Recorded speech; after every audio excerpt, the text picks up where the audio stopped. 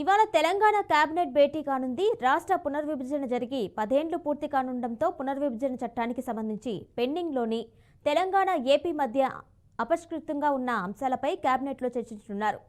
అలాగే ఆగస్టు 15 లోపు రైతుల రుణమాఫీ చేసి తీరాలని ముఖ్యమంత్రి ఇప్పటికే అధికారులను ఆదేశించారు. అందుకు సంబంధించిన నిధుల సమీకరణపై చర్చించే ఛాన్స్ ఉన్నట్లు తెలుస్తుంది. ధాన్యం కొనుగోలు పురోగతిని సమీక్షించి వచ్చే ఖరీఫ్ పంటల ప్రణాళికపై చర్చ జరగనుంది. రాష్ట్ర ఆదాయం పెంచుకునే దిశగా వనరుల సమీకరణ, ఆదాయం పెంపు, ప్రత్యామ్నాయాలపై కేబినెట్లో చర్చించే ఛాన్స్ ఉన్నట్లు సమాచారం. కుంగిపోయిన మేడిగడ్డ, అన్నారం బ్యారేజీల రిపేర్లకు సంబంధించి నేషనల్ డ్యామ్ సేఫ్టీ అథారిటీ ఇటీవలే మధ్యంతర నివేదికను సమర్పించింది.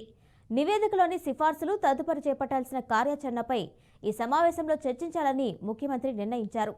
జూన్ నుంచి కొత్త విద్యా సంవత్సరం మొదలు కానుండటంతో స్కూల్, కాలేజీల ప్రారంభానికి ముందే అవసరమైన సన్నాహక చర్యలు చేపట్టాలని ముఖ్యమంత్రి నిర్ణయించినట్టు తెలుస్తుంది. విద్యార్థుల నమోదు, పాఠ్య పుస్తకాలు, యూనిఫామ్లు పంపిణీ తదితర అంశాలను చర్చించుతున్నారు.